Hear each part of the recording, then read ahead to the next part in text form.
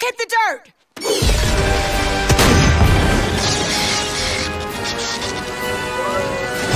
Scooby-Doo has always been the type of intellectual property I hop in and out of depending on which series or movie it is, so there are definitely several adaptations of which I never got into. I wanted to start rectifying that, so I began in my free time watching some Scooby-Doo here and there and catching up with what I've missed. One of those versions of Scooby-Doo was Mystery Incorporated, a highly acclaimed 2-season run of the series that wasn't afraid to add a through-line narrative story, more serious tones, character development, and even death? Yeah, this isn't a pup named Scooby-Doo anymore, and side note that yes, that is still my favorite series. Since Mystery Incorporated is heavily focused on story, there is a lot of missed context here, but let me help fill in some of the connective tissue. At this point in the series of the episode we're talking about today, the gang knows of older, different Mystery Incorporated crews that have existed, and there are many parallels, especially in this episode, that show a similar cycle of events and character beats that they finally start to pick up on and realize. But there is someone very important you need to know about before jumping into this episode, and that is Cassidy Williams, a reoccurring character in this version of Scooby-Doo who shows up about a dozen times, more so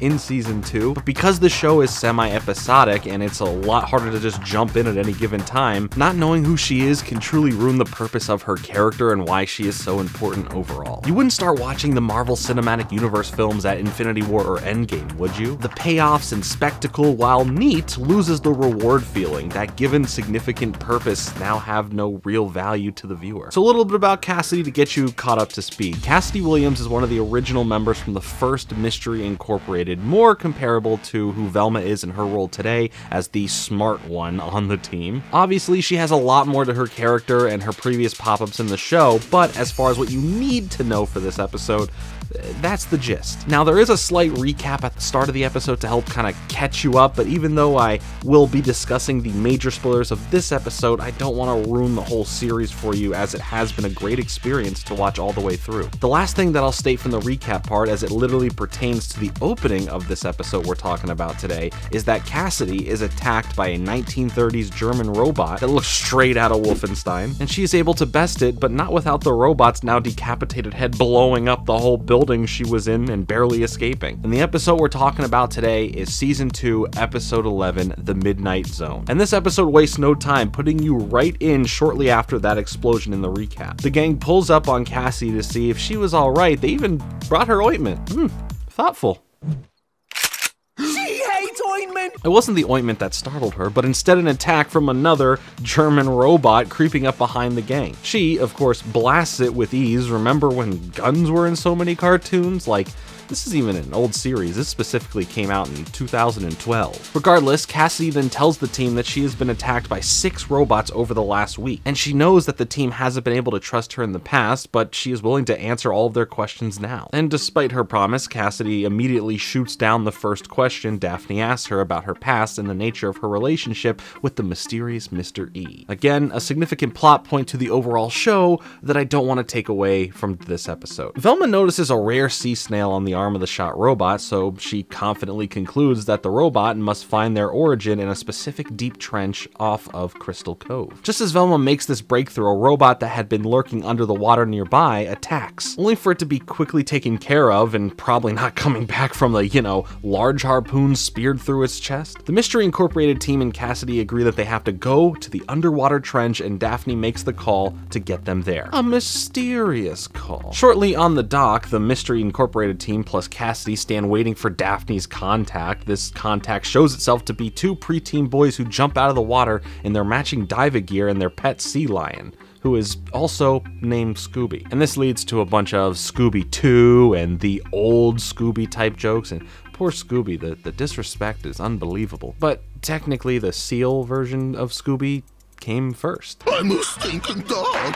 As far as the 2 kids, Tom and Tub, they used to actually be babysit by Daphne, and here's the fun fact about all this for you. These 2 characters and the seal are from an older Hanna-Barbera show, Moby Dick and Mighty Miter. That came out in 1967. The original Scooby-Doo, Scooby-Doo Where Are You, came out in 1969. So that makes the seal Scooby, like I said, the technical original Scooby from Hanna-Barbera. Another fun thing is that they make a mention of Moby Dick, and what looks like a whale surfacing from the ocean is instead a submarine designed after Moby Dick.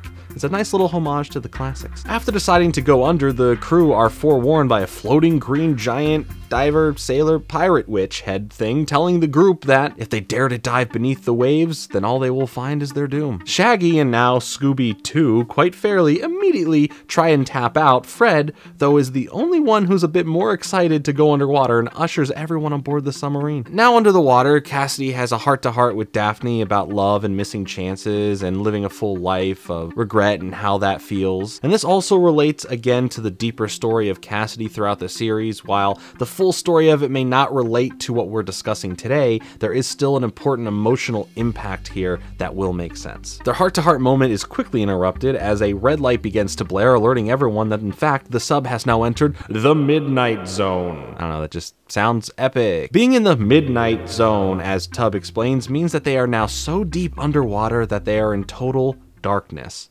After a brief attack from a giant squid, an underwater town can actually be seen though. Velma recognizes it as the lost town of missionaries that disappeared about 300 years ago, a disappearance that some say was the start of what cursed Crystal Cove. The Mystery Inc. team and Cassidy suit up and head out, and pretty quickly after exiting Moby, the team notices strange holes recently dug into the ocean floor, with excavation flags and pickaxes still scattered around them. Deeper in the ruins, the gang also finds the skeletons of the missing missionaries from over 300 years ago, and immediately after making this find, Shaggy and Scooby begin opening waterlogged cupboards, looking for food to eat. Food left over from the missionaries, which again have been dead for 300 years. What they find instead is another robot lying in the wait, so the gang begins to swim desperately away, but realizing they'll never be able to outswim them, Daphne cries out for Tom and Tubb to help them, but before the boys can get there, a robot swims up and snatches Shaggy's diving helmet, with another two grabbing Velma and Daphne's. Tom, Tubb, and their submarine show up at the nick of time, pulling the group into the submarine's airlock just before Daphne, Velma, and Shaggy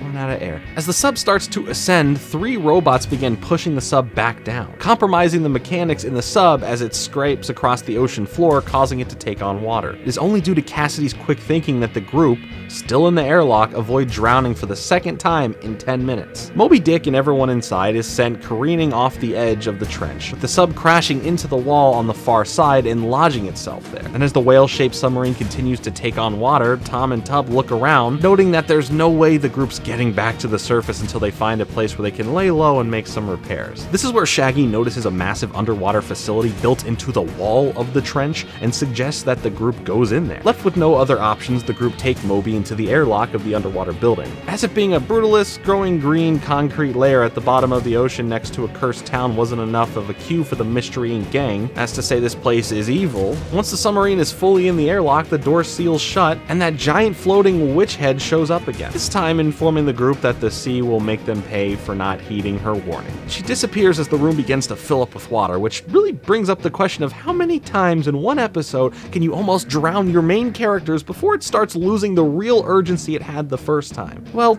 we may soon get somewhat of an answer to that. Fred is excited by the excellent trap that they have found themselves in, and in fact is so distracted by the trap it takes Daphne slapping him for him to focus enough to save their lives. Fred, recognizing the trap's design, swims down, pulls the release valve, draining the room and saving the team from Davy Jones's locker once again. And thrilled by the fact that they're not dead, Daphne hugs Fred before remembering that she's supposed to be mad at him, you know, for being fascinated that they're about to die. But again, this connection is still more in line with the overall show plot for Daphne and Fred's characters, and the only importance here with this connection is still due to Cassidy. All of them go into a room in the heart of the facility where it seems like robots are mining something, and as a robot guard approaches their position, the group barely manages to hide in an air duct. Once in and now crawling around the air ducts, they reach the robot assembly room where they see conveyor belts of robots being put together. Now open for human upgrading. And if it wasn't bad enough, the floating green witch head shows up again, offering, you guessed it, another cryptic threat. Proving herself a woman of her word, the floating head takes control of all the robots in the room, including the half-finished ones and some spare parts, and sends them after the gang who come tumbling out of the air duct from the ceiling. The gang, clearly outnumbered, run with the robots in close pursuit.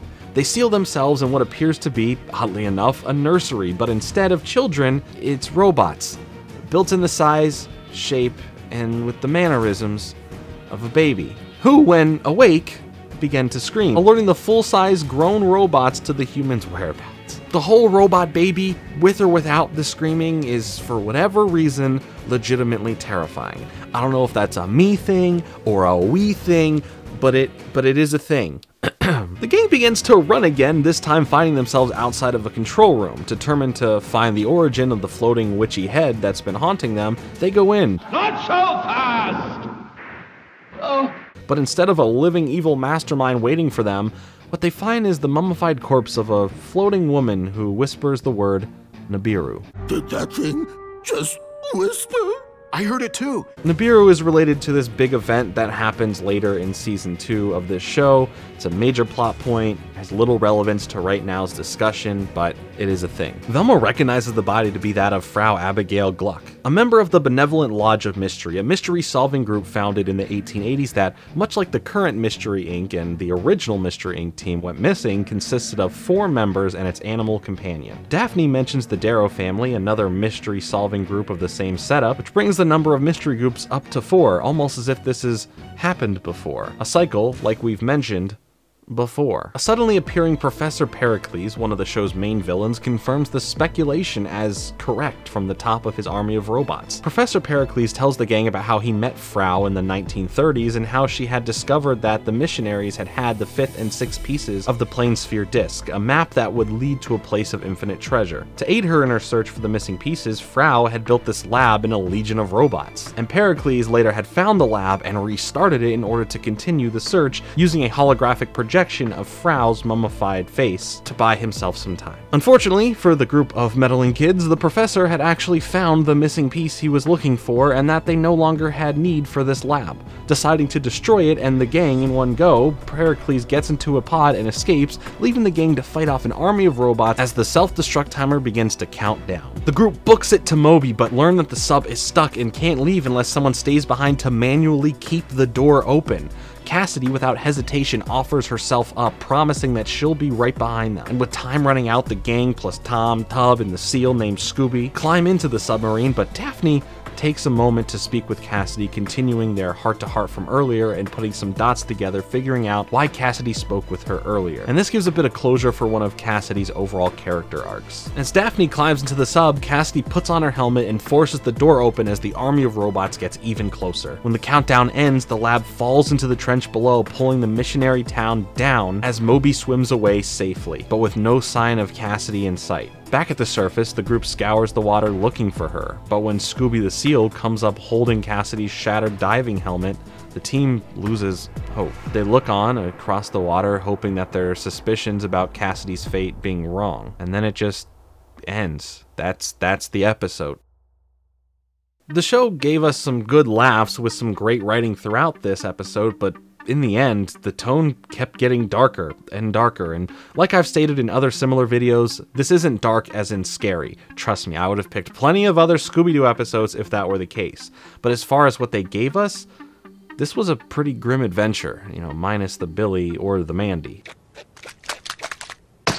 To end an episode with the presumed death of a character, nearly drown or have robots that have this Killzone Hellgeist look nearly kill off your main characters many times, and to just roll credits all somber as to respect Cassidy, but see you in the next episode, Scooby-Doo fans? I don't know. It was definitely a lot more intense than the Scooby-Doo I've watched in the past. I do, however, love this tone shift for Scooby-Doo. Watching this as an adult makes me wonder why I skipped this iteration of the franchise. Scooby-Doo Mystery Incorporated is way better than it had any right to be. And episodes like this that leave you with an uneasy feeling and ultimate sacrifice, you just don't get this kind of stuff in cartoons all the time. Obviously, like in my earlier MCU reference, you can't just jump into this one. I had to stop myself from explaining what happened before all of this and what actually happens next, the theories around it all, and how maybe a certain character is both dead and not dead at the same time. But you'll have to watch the series for yourself to get it all. I know I'll have certain comments saying something about at the end of the season this, and the finale of the show that, and yes, I know what happens, but it's not to the point of this video about this episode, so please understand that. This was a real treat to go and discover something I overlooked to find this hidden gem of a darker episode from the Scooby-Doo franchise as a whole, as well as the greatness of this 2-season version of Scooby-Doo. If you have seen it, please let me know in the comments your thoughts on this series as well as what you think of this episode. If you haven't seen it, both seasons are actually on Netflix at the moment, at least